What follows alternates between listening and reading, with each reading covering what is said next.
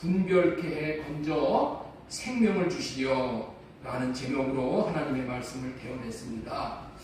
어둠 가운데 거하는 인생들, 첫 번째 대지로 이 우리의 인생은 정말 어둠에 앉아 있는데 우리가 어둠 안에 있기 때문에 갇혀져 있기 때문에 보지를 못하기 때문에 내가 누구인지를 몰라.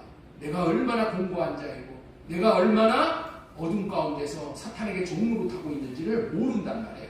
그래서 이 복음을 믿고 복음을 전하라고 하시는 거예요. 복음에는 뭐예요? 생명의 빛이 비춰주기 때문에 내 모습을 알게 돼. 내 처지를 알게 돼. 그리고 나로는 이 기가 막힌 웅덩이에서 나올 수 없다는 것을 자각하게 된다는 거예요. 그러니까 나로서 할 수 없다는 것을 알게 되면 어떻게 돼요? 이제 구원자를 찾는 거야. 주님을 찾게 되는 거예요. 그러므로 인해서 그때서부터 이제 소망이 있게 되는 인생이 되는 거예요. 그래서 복음을 믿고 전하라고 하시는 말씀에 대해서 하나님에 대해서 말씀을 드렸고 어떤 인생이고 복음을 믿음으로만 구원을 받는 것이다. 복음은 어떤 사람이라도 구원해낼 수 있는 하나님의 능력이다. 김대두와 같은 16사람을 도끼로 쳐 죽인 그런 사람도 김대두가 그랬어요. 나 같은 자도 구원을 받을 수가 있습니까? 나 같은 자도 구원을 받을 수가 있습니까? 그랬을 때 전도자가 왔습니다. 당신 같은 사람을 위해서 예수님이 오신 것입니다. 우리 모두는 다 김대두와 같은 사람들이야. 사실은. 그런데 어떤 사람이라도 나와 같은 죄인이라도 구원해낼 수 있는 하나님의 능력으로 말미암아 예수 그리스도로 말미암아 하나님의 능력이신 우리가 이제는 건진받고 하나님의 생명과 풍성함을 누리고 천국을 누릴 수 있게 되게 된다는 것이죠. 복음에는 하나님의 의가 나타난다. 이런 말씀을 전해드렸어요. 오늘도 이 복음에는 하나님의 의가 나타난다는 이 말씀과 이 복음이 진리라는 말씀, 진리에 대해서 오늘 증거를 해드리고자 합니다. 복음에는 하나님의 의가 나타난다. 말씀을 좀 이어서 드리겠습니다. 사랑하는 성도 여러분, 사람은 무엇보다도 복을 받아야 잘됨으로 행복하고 기쁘게 살 수 있는 거예요. 우리나라 조상들도 복을 받아야 잘 되는 것을 알았어요. 그래서 복 받기를 위해서 온갖 노력을 다했다는 것이죠. 그릇에 있지, 여러분들 옛날 그릇들 보면은 그릇에도 그 안에 복자를 써놓든가 이렇게 밑에다가 복자를 써놔요. 장롱에다가도 복자를 이렇게 써놔. 벽에다가도 복자를 딱 이렇게 써놔. 복자를 쓰는 거죠. 그 다음에 조리. 옛날에는 이렇게 쌀을 이렇게 조리로 이렇게 돌을 건너 분별을 했잖아요. 복조리라고 조리해도 복자를 붙여서 파는 거야. 그래서 복조리라고 한 것을 사갖고 가는 거야. 왜? 복 받으려고. 어디든지 복자를 써놓으면 복이 오는 줄 알고 그렇게 했다는 것이죠. 지난주에 입춘이 지나갔잖아요. 입춘이 되면은 대문에다가 입춘대길이라고 이렇게 크게 써놓는 사람들이 있어요. 복이 대문 안으로 들어오라고 그러는 것이죠. 그러나 그런다고 복이 오는 것이 아니라 만복의 근원이 되시는 하나님이 오셔서 하나님이 나타나셔야지 우리에게 복이 된다는 거예요. 그렇게 되기 위해서는 하나님이 나타나 주셔서 우리의 삶이 복이 되기 위해서는 복음을 알아야 하는 거예요. 우리는 무엇보다도 복음을 알아야 복이 되는 인생을 살 수 있게 되는 거예요. 복이 오는 복음에는 하나님의 의인 예수 그리스도가 나타난다라고 지난주에 말씀을 전했어요.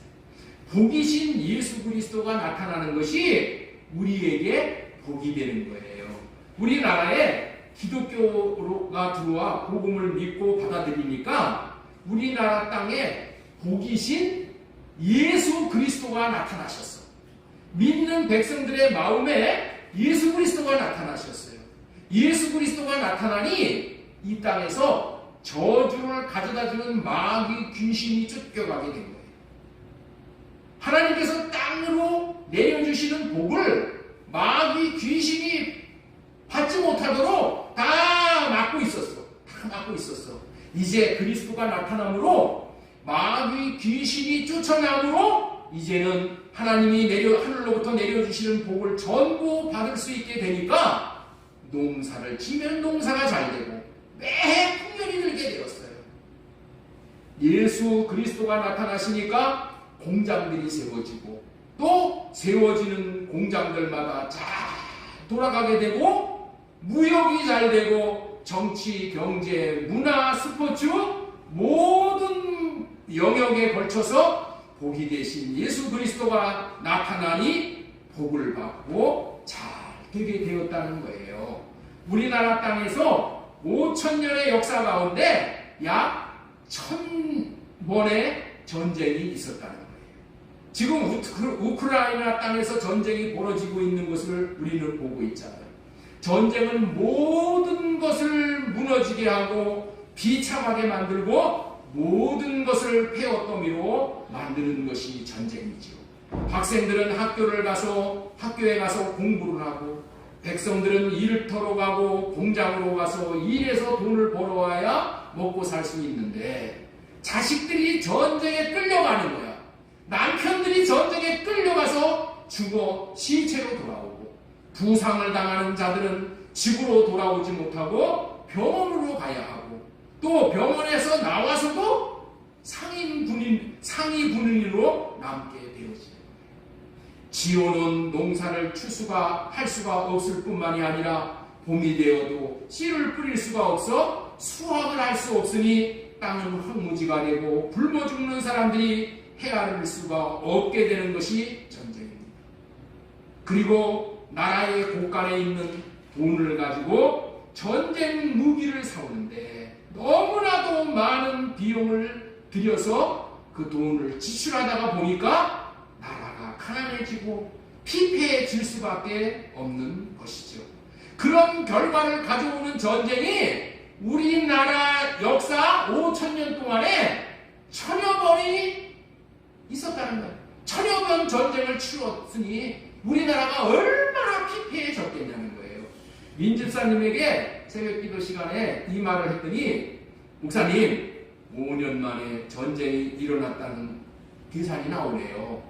빨리 계산을 하시더라고요. 네? 5,000년에 1,000번의 전쟁이 일어났으니까 5년 만에 한 번 전쟁이 일어났다는 그런 계산이 나온다는 거야.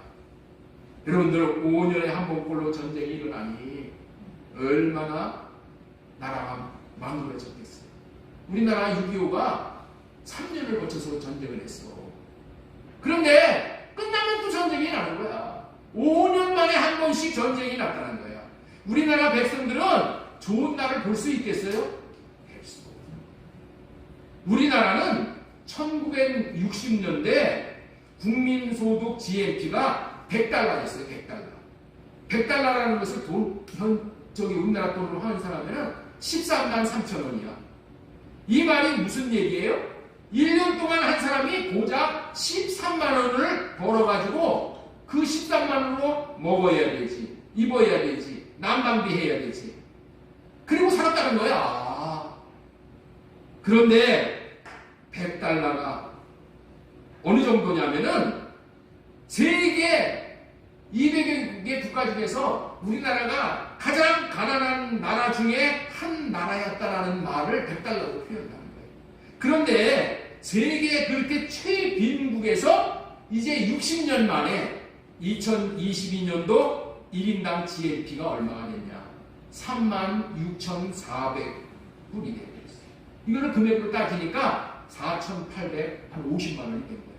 1인당 국민 한 사람이 1인당 4,850만 원을 어린아이서부터 가부까지 평균으로 따지면은 4,850만 원을 벌었다는 거예요. 1인당 GNP가 4,850만 원을 벌었다는 것을 그 100달러하고 환산을 해보니까 360배가 올라갑니다. 360배. 세계 13대 경제대국, 세계 6위 군사 강국으로 성장된다. 그래서 IMF에서 올해 1인당 국민 총생산량이 일본을 추월할 것으로 추정하며 이제 선진국으로 성장했다고 그렇게 말을 합니다. 어떻게 해서 5,000년 동안에 $100 이 정도 수준으로 살았던 나라가 이런 기적 같은 일이 벌어졌겠느냐. 다른 이유는 없는 거예요. 다른 이유에서 찾으면 해석이 안 되는 거예요. 우리나라가 복음을 받아들이니 하나님의 의이신 그리스도가 이 땅에 나타났기 때문에 그렇다는 거예요. 그리스도가 나타나셔서 그리스도가 일해 주시니까 이런 놀라운 기적이 일어난 거예요. 우리 시편 144편 15절에 이러한 백성은 복이 있나니, 띄워주세요.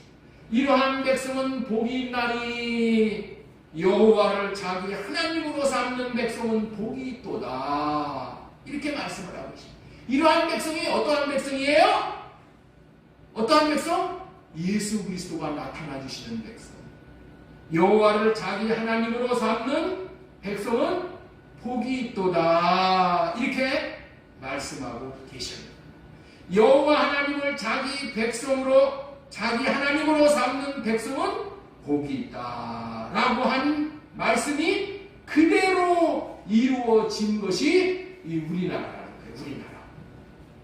그런데 점점 우리나라가 여호와를 자기 하나님으로 삼는 그런 백성들이 점점 사라져 가고 있는 시대가 되어가고 있다. 예배를 드리고 11조를 드리고 봉사도 하고 전다도 하지만은 여호와를 하나님으로 모시고 산다고 하지만은 정말 여호와를 하나님으로 모시고 사는 사람이 있냐는 거예요. 여호와를 진정으로 하나님으로 모시고 사는 사람이 있냐는 거예요. 여호와를 자기의 하나님으로 삼는 백성은 복이 있도다. 이렇게 말씀을 하셨어요. 그런데 그런 사람을 볼 수 있다. 왜 볼 수 없다고 말씀을 지금 이렇게 전하는가요? 여호와를 하나님으로 모시고 사는 사람은 여호와 하나님을 자기의 머리로 모시고 삽니다. 머리로 모셔서 자기 멋대로 사는 것이 아니라, 자기 뜻을 이루기 위해서 사는 것이 아니라 여호와, 머리 대신 여호와 하나님이 주시는 생각과 마음으로 사는 사람이 여호와를 자기의 하나님으로 모시고 사는 사람이기 때문에 그렇다. 이런 백성에게 복을 주시겠다는 약속이에요. 나는 여러분들이 여호와를 자신의 하나님으로 삼아 복음으로 말미암아 진정으로 복다운 복을 받기를 바라는 것이에요. 복음은 복의 원천이신 그리스도가 나타나 주시는 것이 복이고 복음인 거예요. 잿더미 가운데서도 주님이 나타나 도우심으로 말미암아 우리나라는 복된 일이 많아졌어요. 이 복된 일이 앞으로 천대까지, 자손 만대까지 우리나라에게 이루어져야 될 줄로 믿습니다. 우리 시편 42편 11절 말씀 보겠습니다. 내 영혼아, 내가 어찌하여 낙심하며 어찌하여 내 속에서 불안해하는가? 너는 하나님께 소망을 두라. 나는 그가 나타나 도우심으로 말미암아 내 하나님을 여전히 찬송하리로다. 나는 그가 나타나신다. 누가 나타나셔요? 하나님이 나타나시는 거예요. 예수 그리스도가 나타나시는 거예요. 여러분들의 삶 가운데 낙심스럽고 낭망스러운 일로 말미암아 불안해하고 계신 분이 계십니까? 하나님께 소망을 두십시오. 복음을 믿음으로 말미암아 예수 그리스도가 나타나시면 반드시 도와주심으로 찬송할 일이 많이 생긴다는 것을 믿으시기 바랍니다. 그래서 우리는 그리스도가 나타나 주시는 복음을 알고 복음을 믿고 복음을 받아들여야 하는 거예요. 우리는 복음을 받아들여서 복음을 누리며 살아가야 하는 거예요. 그렇다면 복음이란 무엇일까요? 복음이란 무엇일까요? 복음을 믿음으로 말미암아 예수 그리스도가 나타난다고 했어요. 복음에는 하나님의 의이신 예수 그리스도가 나타나는 것이 복음이라고 했어요. 그런데 복음이 무엇인지를 알아야지. 복음을 믿음으로 말미암아 우리가 그런 복을 누리게 되는데 복음이 무엇이냐는 거예요. 옆에 있는 분에게 한번 물어보세요. 복음이 뭡니까? 복음이 무엇이냐? 복음은 아브라함에게 전해주신 복음이 복음이에요. 복음은 아브라함에게 전한 복음이 참 복음입니다. 아브라함에게 전한 복음을 믿으면은 이방인인 우리들까지 아브라함이 받았던 복을 동일하게 받게 되는 것이니 이 복음이 얼마나 놀라운 복음이겠어요.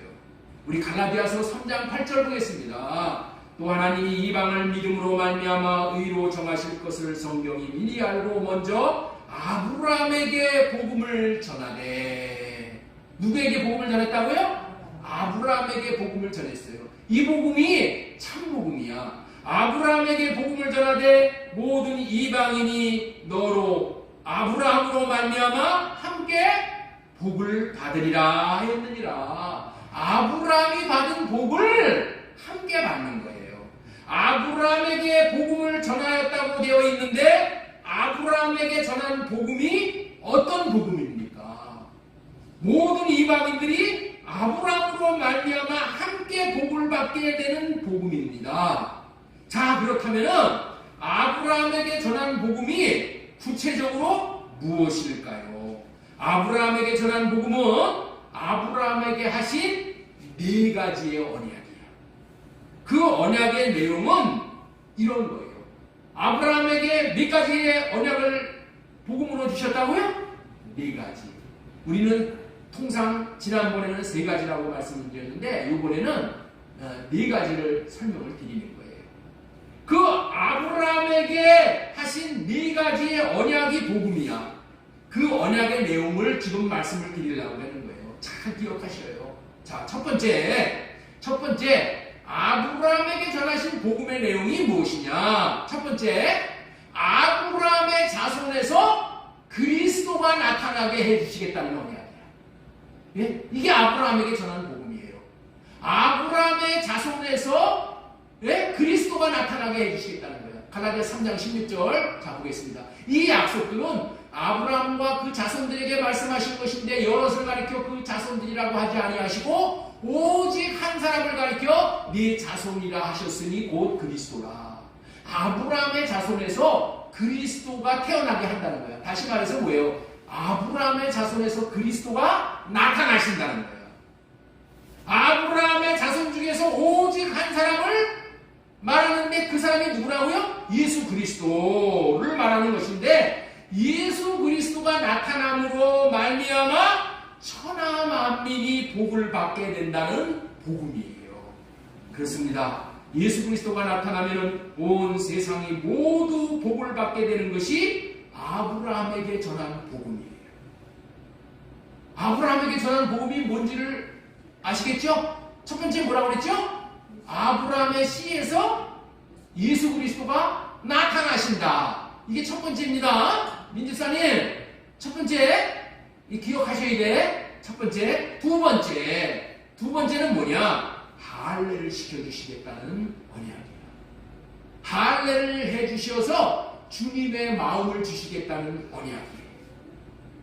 아브라함의 자손 중에서 예수 그리스도가 나타나시면은 예수 그리스도께서 우리의 마음에 회개하는 자에게 마음의 할례를 해주심으로 그리스도의 마음을 주시어 그리스도의 마음을 알고 그리스도의 마음을 마음속에서 누리고 그리스도의 사랑의 마음을 나타내며 사랑할 수 있게 해주시겠다는 언약이 이 두 번째 언약이야. 두 번째 언약. 그리스도가 아브라함의 씨에서 나타나시는데 나타나시고 두 번째 할례를 행하여 주심으로 말미암아 우리 마음에 그리스도의 마음을 주신다는 거예요. 그래서 그리스도의 마음으로 살아가면서 살게 해주시겠다는 언약이야. 이게 두 번째. 이 언약이 이루어져서 그리스도의 마음으로 살게 되면은 어떤 삶이 펼쳐지는가? 완전한 자가 되게 된다는 거예요. 그래서 세 번째, 이 언약이 이루어져서 완전한 자가 되게 해주시겠다는 언약을 아브라함에게 복음으로 주셨다는 거야. 이해가 되시나요? 완전한 자가 되게 해주시겠다는 거야. 아브라함이 75세 때에 본토 친척 아비집을 떠났어. 하늘의 별과 같이 땅의 모래와 같은 많은 자손을 주시겠다는 언약을 믿어도 99세까지 아들을 못 낳았어. 왜 그래요? 아들을 낳는 것은 생명에 대한 문제거든요. 그런데 아브라함이 창세기 17장에 보면은 하나님께서 오셔서 너 완전한 자가 되라 그렇게 말씀하시는 거예요. 그리고 쭉 내려가서 15절에 보면은 할례를 받아라 이런 말씀이 나와요. 할례를 받아서 이제 할례 받고 주님의 마음을 받아서 살면 어떻게 돼요? 이제 완전한 자가 되어서서 완전한 자가 된 것이 뭐예요? 이게 하나님의 생명을 얻는 비결입니다. 그래서 그 다음에 99세에 찾아오셔가지고 100세의 아들을 낳는 거야. 그래서 완전한 자가 되지 못하면 아무 소용이 없는 거야. 완전한 자가 되었을 때에 생명을 받아서 어떻게 돼요? 이제 요단강을 건너서 가나안 땅에 들어가게 되는 거예요. 그래서 아브라함에게 주신 네 번째 언약이 뭐라고요? 완전한 자가 되었을 때 가나안 땅에 들어가게 해주시겠다는 언약. 이게 복음이라는 거예요. 아브라함에게 전한 복음은 아브라함에게 하신 언약 네 가지라고 말씀을 전해드렸습니다. 아브라함의 자손에서 그리스도가 나타나게 해주시겠다는 언약. 두 번째, 할례를 해주시어서 주님의 마음을 주시겠다는 언약. 세 번째, 완전한 자가 되게 해주시겠다는 언약. 네 번째, 가나안 땅인 천국에 들어가게 해주시겠다는 언약. 여기서 네 가지의 놀라운 언약을 모두가 다 그리스도가 나타남으로써 이루어지게 해주시는 거야. 그리스도가 나타남으로 인해서. 아브라함의 씨, 아브라함의 후손에서 그리스도를 보내주시겠다. 다시 말해서 예수 그리스도가 나타나게 하실 것이다라는 이 말씀은 하나님의 언약의 말씀을, 이 언약의 말씀을 믿음으로 말미암아 아브라함이 어떻게 됐어요? 의롭게 되었다는 거예요. 아브라함이 의롭게 된 것은 어떻게 해서 의롭게 되었다고요? 아브라함의 자손에서, 자기의 자손에서 예수 그리스도가 태어난다. 다시 말해서 예수 그리스도가 나타나실 것이라는 언약을 믿음으로 의롭게 되었다는 거예요. 이해가 되셔요? 아브라함의 씨에서 예수 그리스도가 나타나게 될 것이다라는 것을 믿음으로 의롭게 되는 거야. 우리가 의롭게 되는 방법은 이 방법밖에 없어. 창세기 15장 4절 말씀을 보겠습니다. 여호와의 말씀이 그에게 임하여 이르시되 그 사람이 네 상속자가 아니라 내 몸에서 날 자가 네 상속자가 되리라 하시고 그를 이끌고 밖으로 나가 이르시되 하늘을 우러러 무뼈를 셀 수 있나 보라. 또 그에게 이르시되 네 자손이 이와 같으리라 이와 같이 많으리라 했을 때 아브라함이 여호와를 믿으니, 여호와를 믿었다는 얘기가 뭐예요? 여호와의 말씀을 믿으니 그를 의로 여기시고, 이래서 아브라함이 의롭다함을 여김을 받은 거야. 아브라함이 하늘의 별과 같이 많은 자손을 얻게 될 것인데 그 아브라함의 자손 중에서 예수 그리스도가 나타나게 해주신다는 여호와의 말씀을 믿으니 아브라함이 하나님의 의가 되었다. 자, 창세기 3장 16절 우리 갈라디아 3장 16절 보겠습니다. 이 약속들은 아브라함과 그 자손들에게 말씀하신 것인데 여럿을 가리켜 자손들이라고 하지 아니하시고 오직 한 사람을 가리켜 네 자손이라 하셨으니 곧 그리스도라. 하늘에 무뼈를 세우면서 많은 자손을 낳게 해주실 것이다. 이거 믿어서 아브라함이 의롭게 되었다. 그렇게 오해를 할 수가 있어요. 우리 다시 한번 보겠습니다. 창세기 15장 6절 보세요. 네. 5절. 그를 이끌고 밖으로 나가 이르시되 하늘을 우러러 무뼈를 셀 수 있나 보라. 또 그에게 이르시되 네 자손이 이와 같으리라. 아브라함이 여호와를 믿으니 여호와께서 그를 의로 여기시고, 이렇게 되니까 야, 하나님이 하늘의 별과 같이 많은 자손을 얻게 해주시겠다니까 그거 믿어서 내가 의롭다 이렇게 되었다고 요 말씀만 보면 그렇게 오해할 수 있어. 그러나 갈라디아서 3장 16절을 보면 뭐냐, 그 많은 자손 중에서 예수 그리스도가 나타날 것이다. 그거를 믿어서 아브라함이 의롭게 되는 거예요. 그러니까 복음은 뭐냐? 예수 그리스도가 나타나게 될 것이다라는, 나타나게 해주실 것이라는 그 언약을 믿을 때에 의롭게 된다는 그런 얘기야. 여러분들 이걸 오해를 하면 안 돼요. 아브라함의 자손 중에서 그리스도가 나타날 것이라는 언약을 믿은 것이 의롭다함을 받게 되었다는 거예요. 이 말은 아브라함이 하나님이 인정하시는 의인이 되었다라는 의미의 말이야. 다시 말해서 아브라함이 하나님의 의가 되었다 이런 말이야.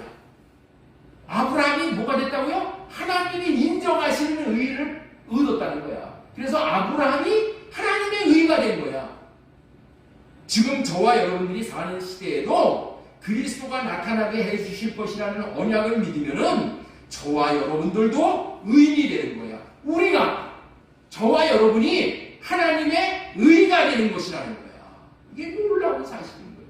새 언약 시대는 예수님의 마음이 우리 마음에서 나타나게 해 주시겠다는 언약, 이 언약을 믿을 때 우리가 하나님의 의가 되는 거야. 그것이 참 에스겔 36장 26절 이하예요. 또 새 영을 너희 속에 두고 새 마음을 너희에게 주되 너희 육신에서 굳은 마음을 제거하고 부드러운 마음을 줄 것이며, 예수님의 마음이 우리 마음에서 나타나신다는 거야. 나타나게 해주신다는 거야. 이게 뭐예요? 이게 새 언약이라니까. 예수 그리스도가 우리 마음에서 나타나신다는 얘기가 뭐야? 예수님의 마음을 우리에게 주신다는 거야. 이 새 언약을 믿음으로 말미암아 저와 여러분들의 마음에 예수님의 마음이 나타난다는 거예요. 예수님의 예수님의 마음이 나타난다는 말이나 예수님이 나타난다는 말이나 다 똑같은 말이야. 우리는 반드시 알아야 할 것은 새 언약 외에는 예수님의 마음이 나타나는 일이 없는 거예요. 예수님의 마음을 나타내 주시겠다는 언약은 이 새 언약 외에는 없어. 그런데 새 언약을 믿지 못하면 의롭게 될 수가 없는 거예요. 예수님은 새 언약의 약속을 이루어 주시기 위해서 예수님의 마음으로 우리에게 나타납니다. 그렇기 때문에 우리가 의인이 되는 비결은 새 언약을 믿음으로 말미암아 예수님이 우리 마음에서 나타나게 해주시겠다는 언약을 믿으면 의인이 되는 거예요. 아브라함이 의인이 된 것은, 자 여기 잘 들어보세요. 다 중고에 다 올려놨어요. 여러분들 집에 가셔서 이 중고를 꼼꼼히 들여다보셔요. 자, 아브라함이 의인이 된 것은 어떻게? 자, 여기 보면은 우리 하가다 암송구절 그 밑에 이렇게 올려놨어요. 아브라함이 의인이 된 것은 아브라함의 자손 중에서 그리스도가 나타나실 것이라는 복음을 믿음으로 의인이 되었듯이, 새 언약 시대에 우리가 의인이 되는 비결은 새 언약을 이루어 주시기 위해 새 언약의 중보자로 오신 예수 그리스도가 우리 마음에 나타나셔서 예수 그리스도의 마음을 주시겠다고 한 새 언약의 복음을 믿음으로 우리가 의롭게 되는 것이라는 거예요. 이해가 되시죠? 이것이 이해가 되는데, 우리 가정이 의인의 가정이 되는 비결은 우리 가정에 그리스도가 나타나 그리스도의 마음을 주실 것이라는 새 언약의 복음을 믿으면은 의인의 가정이 되는 거예요. 우리가 행위로 의인이 될 수 있는 방법은 없어. 자, 이렇게 의인이 예수 그리스도의 나타남으로 만들면서 이제 의롭게 되는 거예요. 그리고 두 번째는 어떻게 된다고요? 그리스도가 나타나면은 마음의 할례를 행해 주시는 거예요. 그래서 우리 로마서 2장 8절 보겠습니다. 무릇 표면적 유대인이 아니요. 자, 넘겨주세요. 또, 무릇 표면적 유대인이 아니요. 표면적 육신의 할례가 아니라 오직 이명적 유대인이며 할례는 마음에 할지니 영에 있고 율법적으로 있지 아니한 것이다. 마음에다가 할례를 해주시다는 거예요. 예수 그리스도가 오셔서 마음에 할례를 해주시면 우리 마음에서 뭐가 나온다고요? 예수님의 마음이 나옵니다. 구하는 자에게. 그리스도의 마음을 주시어 그리스도의 마음을 알아 그리스도의 사랑의 마음을 나타내며 사랑할 수 있게 해주시겠다는 언약이 이 새 언약인데, 이 새 언약은 어떻게 시작이 된다고요? 할례를 행해 주십니다. 그리스도가 나타나셔서 할례를 행해 주심으로 우리에게 예수님의 마음을 주셔서 마음을 나타내면서, 예수님의 마음은 뭐야? 사랑할 수 있는 마음이야. 사랑할 수 있는 마음. 그러면 세 번째로 이 언약이 이루어져서 그리스도의 마음으로 살게 되므로 이제는 어떻게 돼요? 완전한 자가 되게 해주시겠다는 거예요. 그리스도의 마음을 나타내면서 오직 그리스도가 주신 마음으로 사랑을 하면서 사는 삶이 완전한 자의 삶에 이르게 되는 거예요. 그렇게 그리스도의 마음을 받아서 사랑하고 살면 어떻게 돼요? 사랑하면서 살면서 어떻게 돼요? 성전이 지어지는 거예요. 성전이 다 지어지어서 이름을 받게 되는 거예요. 그래서 그 이름을 받음으로 말미암아 여러분들 있죠? 이름이 뭐냐? 그게 법궤야. 법궤 안에 이름을 넣어요. 그래서 어떻게 해서 여러분들 요단강을 건너갈 수 있어요? 법궤를 받아가지고 제사장이 법궤를 메고 요단강을 건너가는 거예요. 법궤가 없이는 요단강을 건널 수가 없어.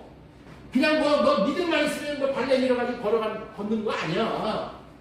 제사장이 법궤를 메고 앞장서서 건너가는 거야. 어떻게 간다고요? 여호와의 이름이 건너가게 하는 거예요. 법궤 안에 있는. 그래서 우리 마음 안에 예수 그리스도의 이름을 받으면 어떻게 돼요? 우리가 이제 어떻게 돼? 요단강 건너가는 사람이 됩니다. 그래서 어디에 올라가? 가나안 땅에 올라가. 그것이 뭐예요? 가나안 땅에 천국에 들어가는 거예요.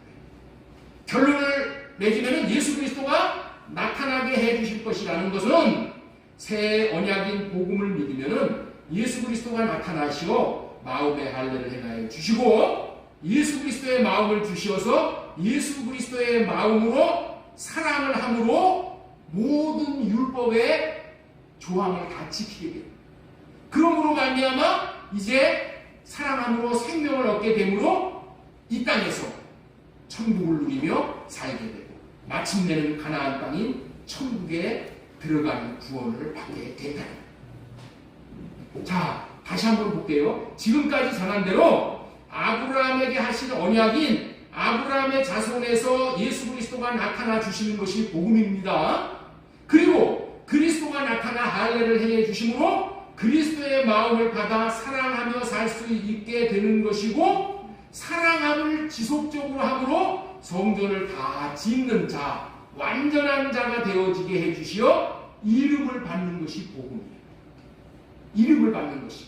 그리고 그 이름에 담긴 법궤를 메고 이제 요단강을 건너 가나안 땅에 들어가게 해주시겠다는 언약이 이게 복음이야. 이게 새 언약의 복음이라는 것을 여러분들 꼭 기억하세요. 창세기 15장 7절 말씀 또 그에게 이르시되 나는 이 땅을 네게 주어 소유를 삼게 하려고 너를 갈대아인의 우르에서 이끌어낸 여호와니라. 하나님이 아브라함을 갈대아 우르에서 불러내신 것은 뭐야? 가나안 땅에 들어가서 천국 가나안 땅에 들어가서 영원히 살게 하기. 이게 구원이야. 그런데 우리는 뭐야? 죄만 사함만 쓰면 나는 구원받은 걸로 여기고 살아. 의롭다 함을 여기는 것은 예수 그리스도가 우리 마음에 나타나실 것이라는 것을 믿기만 하면 우리는 의롭다 함을 받는 거야. 그것이 끝이 아니야. 그것은 뭐예요? 이제 의롭다 함을 받고 이제 시작하는 첫걸음 내딛는 거야. 첫걸음. 그래서 예수님으로부터 할례를 받고 사랑의 마음을 받아서 이제 사랑함으로 순종을 하는 거야. 그래서 성전 지어져서 이름 받고 법궤 받고 가나안 땅에 요단강 건너서 가나안 땅에 들어가는 거야.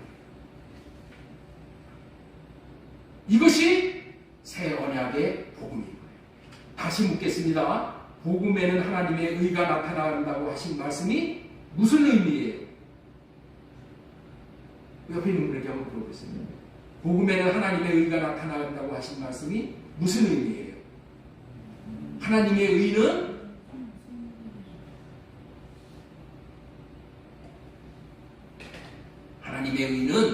예수 그리스도이시므로 복음에는 하나님의 의인 예수 그리스도가 나타나신다는 말이에요. 네? 하나님의 의가 나타난다는 것은 예수 그리스도가 나타나신다는 거예요. 그리스도가 나타나심으로 아브라함에게 언약하신 4단계의 단계를 거쳐 천국에 들어가게 하시는 우리 하나님을 찬양합니다. 이 과정에서 절대적으로 필요한 것이 우리에게는 이 믿음이라는 거예요. 어떤 믿음? 복음이 진리라는 믿음. 아브라함에게 전한 복음대로 자손들 중에서 예수 그리스도가 나타나신다는 언약의 말씀을 진리인 줄을 알고 믿고 의롭다함을 얻게 되는 거예요. 이것이 진리인 줄을 알아야 돼.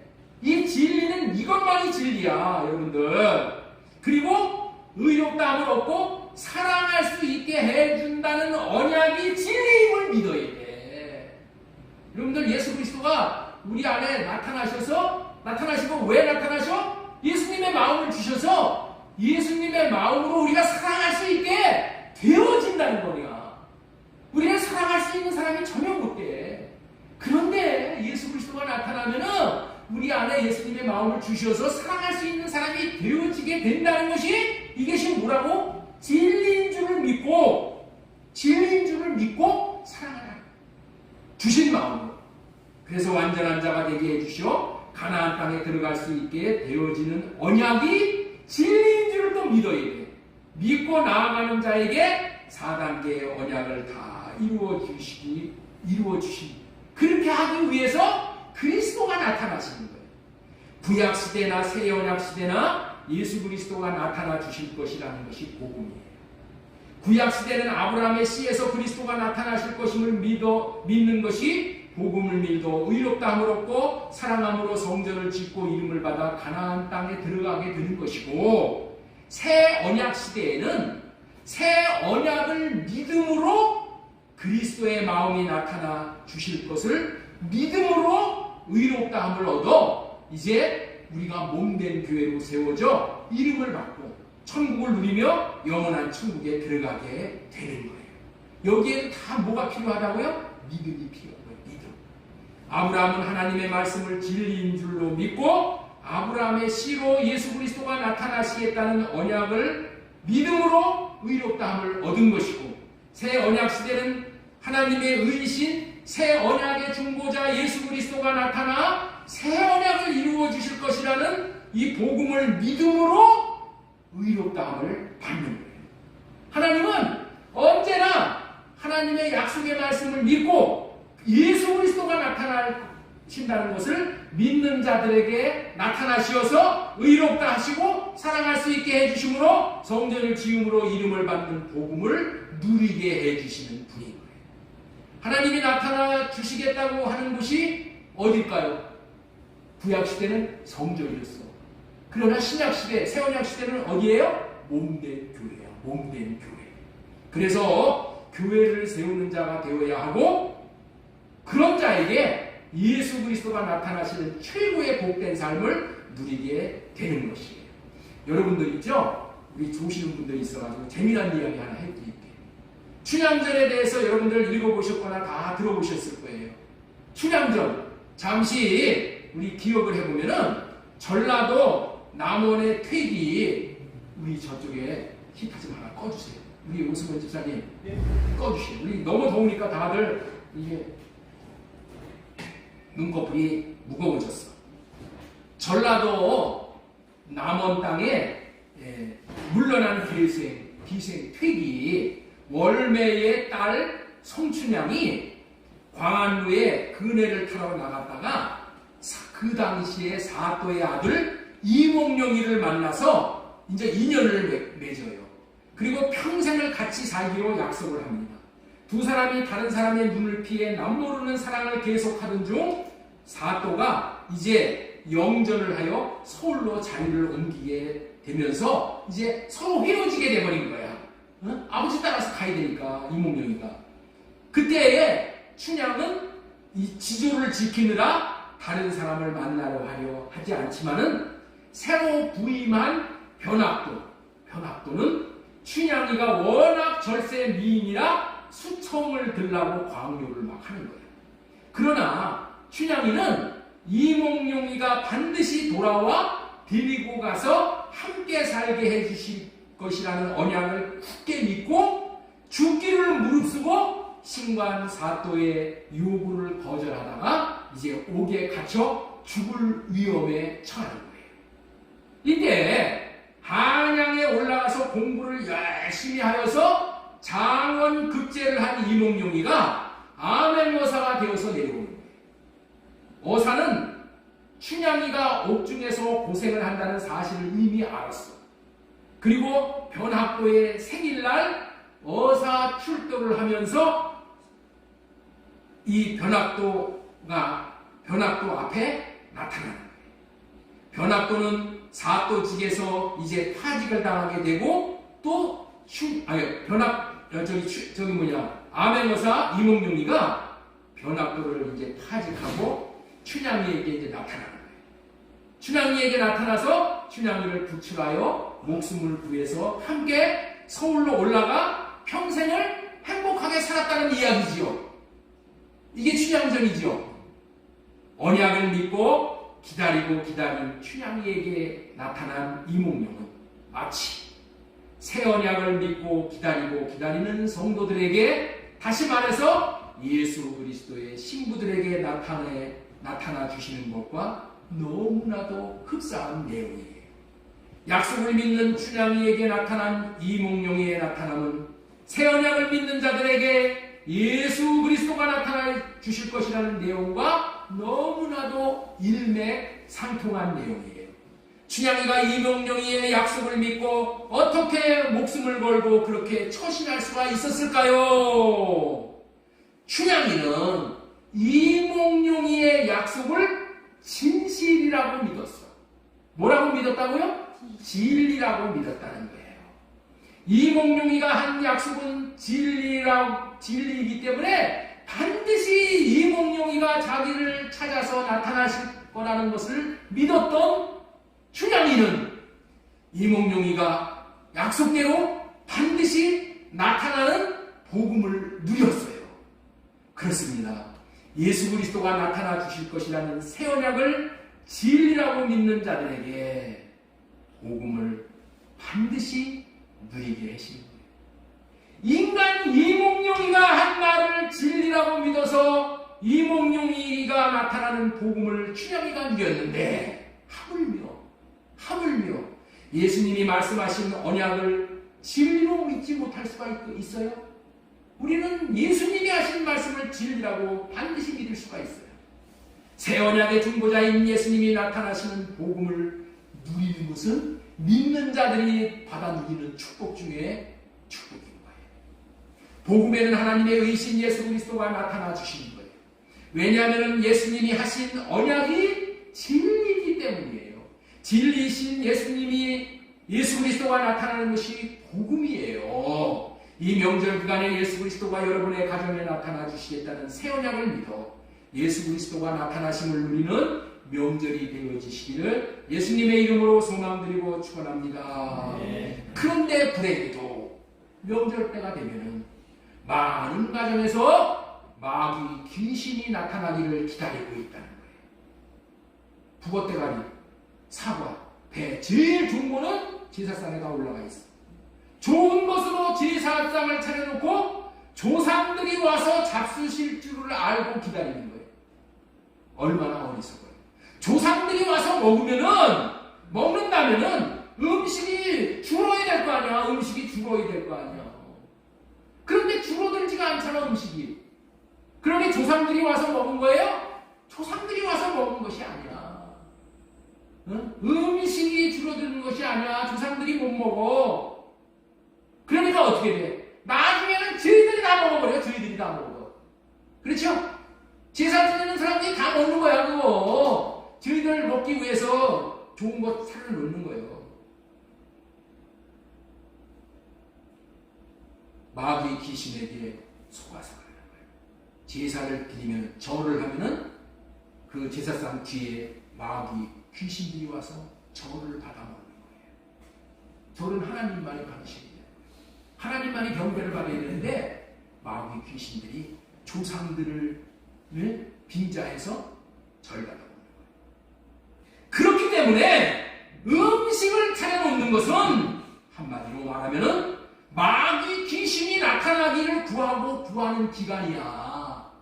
음식 차려놓는 것은 마귀 귀신 오십시오 오십시오 이러고 구하는 기간이 명절 기간이야. 명절 기간. 우리나라 명절 기간. 이 나라에서 집집마다 이런 방식으로 마귀 귀신이 나타나니까 이 나라에 얼마나 많은 귀신들이 창궐하겠어요. 그 마귀 귀신 때문에 5,000년 동안의 전쟁이 1,000번씩이나 일어난 거예요. 왜냐하면 마귀 귀신은 분열의 영이고 도둑질하는 영이고 더러운 영이고 전쟁을 일으키게 하는 영이고 싸우게 하는 영이요 죽이는 영이요. 그래서 그런 거예요. 왜 이 땅에 전쟁이 많이 났다고요? 마귀 귀신 초청했어. 누구 탓할 것이 없어.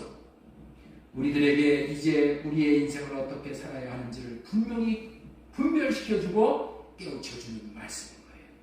우리는 하나님의 의인 예수 그리스도가 나타나는 삶을 살아야만 성공하고 행복하게 되는 거예요. 우리의 인생을 새 언약의 복음을 믿고 복음으로 산다면 우리 마음에 하나님의 의신 예수 그리스도가 나타나게 되는 거예요.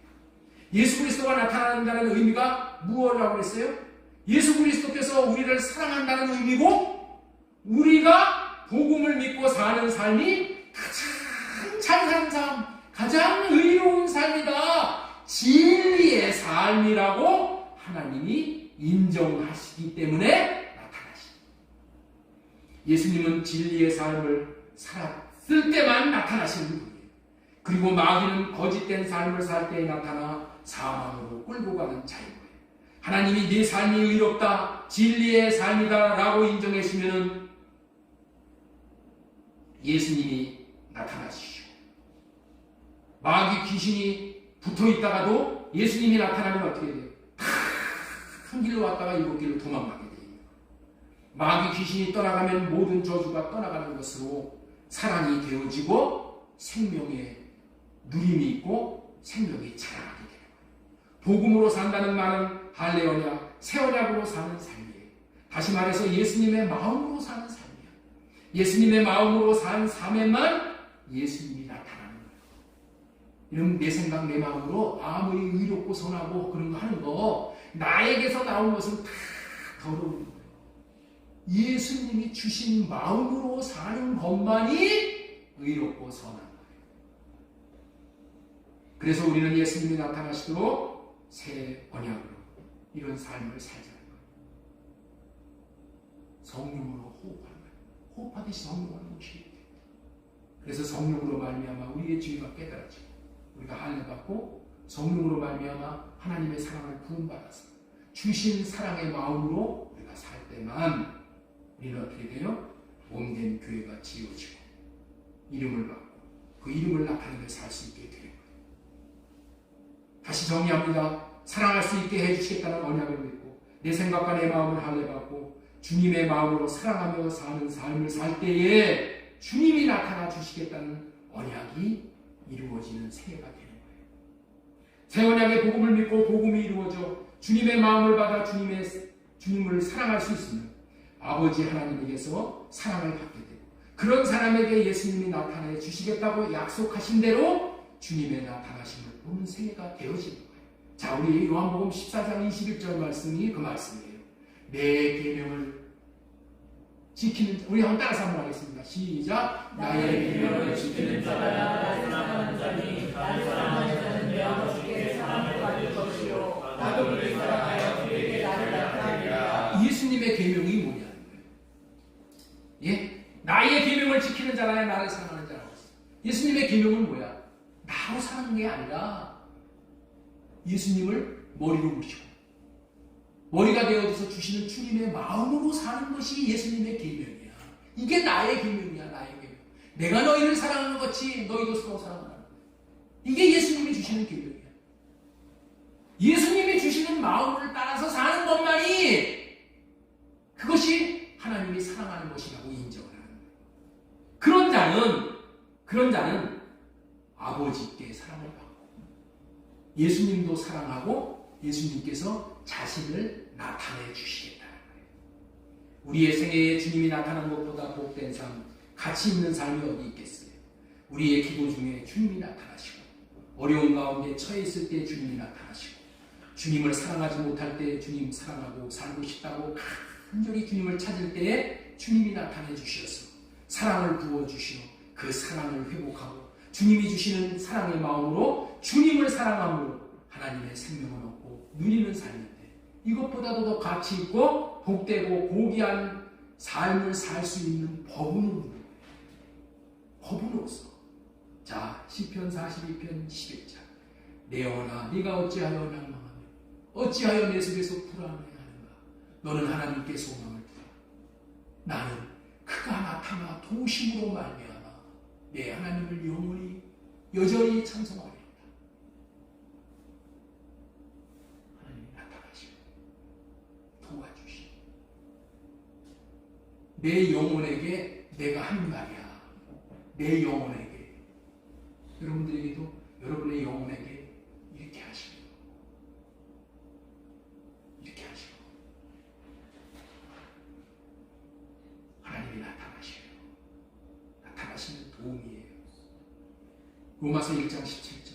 복음에는 하나님의 의가 나타나서 믿음으로 말미암아 믿음에 이르게 하나니 기록된 바 오직 의는 믿음으로 말미암아 살리라. 하나님이 나타나 주실 것을 믿는 믿음으로만 사는 거예요. 우리는 지금은 눈에는 보이지 않지만 예수님을 사랑하는 마음으로 예배드리는 가운데 우리 마음에 지금 주님 자신을 나타내 주시고 있다는 것을 믿으셔요. 예수님이 여기에 지금 안 보이시고 그러나 이 자리에 나타나시고 계시요.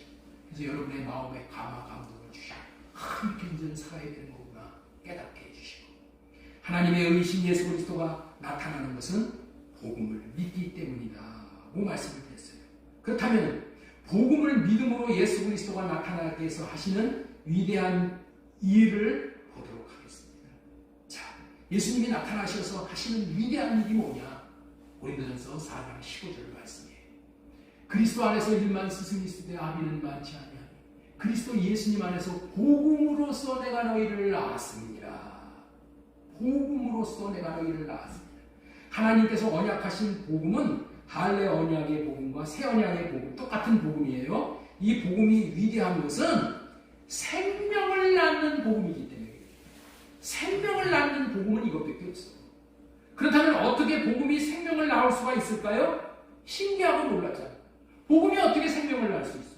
오늘 이 교미를 알려드리려고 해요. 이거를 깨닫고 누리시기 바랍니다. 어떻게 할례 언약과 언약의 복음과 새 언약의 복음이 생명을 낳을 수 있을까요?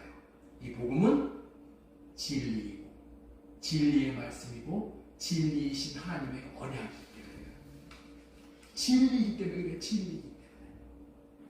진리이기 때문에 하나님의 생명을 낳을 수 있게 됩니다. 자, 골로새서 1장 5절 말씀 또 보겠습니다. 너희를 위하여 하늘에 쌓아둔 소망으로 말미암으니 곧 너희가 전에 복음 진리의 말씀을 들은 것이다. 복음 곧 진리의 말씀. 이 새 번역에는 이렇게 설명을 했어요. 복음이 뭐라고요? 진리의 말씀을 들은 것입니다. 이 복음이 이미 너희에게 이름에 너희가 듣고 참으로 하나님의 은혜를 깨달은 날부터 너희 중에서와 같이 온 천하에서도 열매를 맺어 자라는, 이 복음은 깨달아야 되는 거예요. 깨닫지 못하면 아무 소용이 없어. 깨닫게 되는 날부터 열매를 맺어 자라는. 열매는 뭐야? 생명이 있는 것만 열매가 되는 거죠. 복음, 곧 진리의 말씀. 이 말씀을 통해서 우리는 복음은 진리이고 진리는 열매를 맺을 수 있는 생명이라는 것을 분명히 알 수 있게 되는 것이죠. 그렇죠? 복음이 뭐라고요? 진리. 진리는 열매를 맺을 수 있는 생명. 골로새서 이건 세 번 그냥 넘어갑니다. 복음이 곧 진리이고 진리의 말씀이고 생명이기 때문에 저와 여러분들 자신에게와 온 천하에 생명의 열매를 맺게 하시는 거예요. 이 세상은 지금 진리가 무엇인지를 모르는 시대예요. 그래서 많은들이 이 진리에 대해서 목마르고 진리에 대해서 갈증을 느끼며 흑암 가운데 앉아 어둠 속을 방해하는 거예요.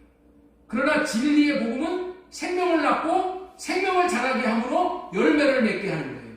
우리는 오늘 명절을 맞이하여 하나님이 우리를 향하신 하나님의 마음이 어떤 것인 것을 잘 깨달아 알 수 있었으면 좋겠어요.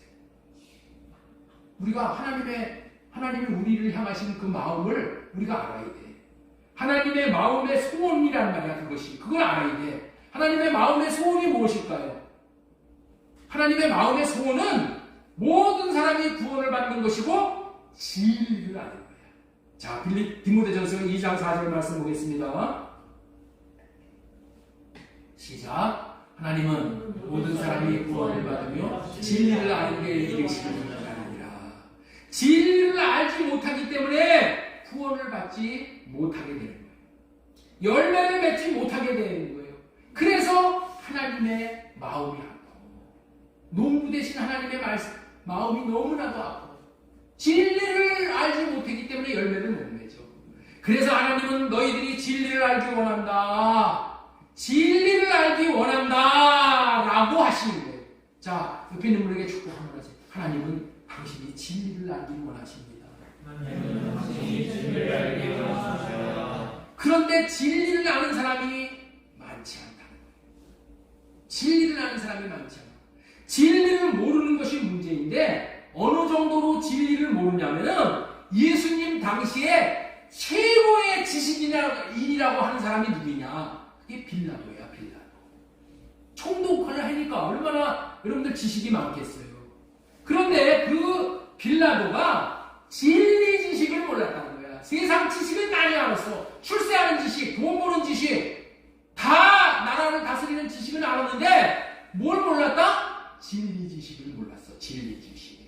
그래서 그 빌라도에게 예수님이 진리를 알려주시기 위해서 애를 썼다는 거예요. 우리 주님은 빌라도 법정에서 신문을 받을 때도 진리를 증언하셨어. 예수님 자신이 왕이라는 진리에 대해서 증언하러 오셨다고 빌라도에게 말을 하니까 빌라도가 뭐라 그랬냐면은 진리가 무엇이냐? 진리가 무엇이냐? 이렇게 물었다는 거예요. 로마 총독임에도 불구하고 그는 어둠에 앉아있는 자이기 때문에 진리가 무엇인지를 몰랐어요. 진리가 무엇인지를 모르면 어떻게 되냐? 마귀에게 속게 되는 거예요. 빌라도는 진리를 몰랐기 때문에 사탄 마귀 귀신에게 속아서 예수 그리스도를 십자가에다 못을 박은 거예요. 예수님을 십자가에 못 박고 천추의 한을 남겼다는 거예요. 빌라도가. 왜 그렇다고요? 진리를 몰랐기 때문에 속아서 그런 거예요. 요한복음 18장 37절 보겠습니다. 빌라도가 이르되 그러면 네가 왕이 아니냐? 예수님께서 대답하시되 네 말과 같이 내가 왕이니라. 내가 이를 위하여 태어났으며 이를 위하여 세상에 왔나니 곧 진리에 대하여 증언하노니로다. 무릇 진리에 속한 자는 내 음성을 듣느니라 하신데 빌라도가 이르되 진리가 무엇이냐? 우리가 진리를 모르면은 빌라도와 같은 인생처럼 속고 살다가 천추의 한을 남기게 되는 거예요. 속고 사는 인생보다 억울한 인생은 없는 거예요. 속고 사는 인생보다 불쌍한 인생은 없는 거예요. 여러분들 빌라도가 특별한 사람이 아니에요. 저와 여러분들도 만약에 진리를 모르면 우리도 날마다 빌라도와 같은 삶, 예수님을 죽이는 삶을 살 수밖에 없는 존재가 저와 여러분이에요. 진리가 복음이고 생명이고 진리가 영생이니까 이 진리가 얼마나 중요해요. 우리는 반드시 진리가 무엇인지를 알아야 하지 않겠습니까? 그래서 이 중요한 진리를 알고 진리의 터 위에 굳게 설 수 있어 생명을 누릴 수 있기를 바라서 오늘은 진리의 5가지를 짧게만 말씀을 드리려고 해요. 시간이 많이 가겠네요. 진리는 몇 가지라고요? 5가지. 이 5가지 외에는 진리가 없습니다. 이걸 명심해야 돼. 첫 번째 진리가 무엇인가? 시편 31편 5절. 내가 나의 영을 주의 손에 부탁하였나이다. 진리의 하나님 여호와여 나를 성령하신 거예요. 진리가 무엇이라고요? 하나님이 진리시래요. 첫 번째 진리가 하나님, 두 번째 진리가 뭐냐? 요한복음 14장 6절. 예수님께서 이르시되 내가 곧 진리요 진리요 생명이요. 예수 그리스도가 진리예요. 예수 그리스도가 진리. 두 번째 예수 그리스도가 진리. 그 다음에 세 번째 진리가 뭐냐? 성령님이 진리시에요. 그러나 진리의 성령이 오시면 성령을 진리의 성령이라고 이렇게 부르잖아요. 성령은 진리요 진리.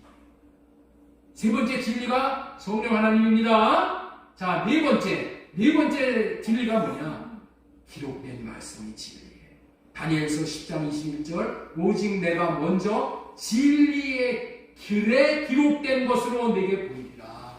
이 성경 말씀이 뭐라고요? 진리야, 진리. 진리. 이거를 명심해야 돼. 그래서 성경을 우리가 읽어야 돼. 여러분들 성경 지금 매일 읽고 계시죠? 열심히 읽고 계셔야 돼. 그래야 속지 않아. 속지 않아. 성경 열심히 읽으셔야 돼. 그 다음에 마지막으로 다섯 번째 진리가 뭐냐? 기록된 진리. 성경의 말씀 안에서 말씀하시는 성부, 성자, 성령 하나님의 입에서 나오는 말씀이 진리다.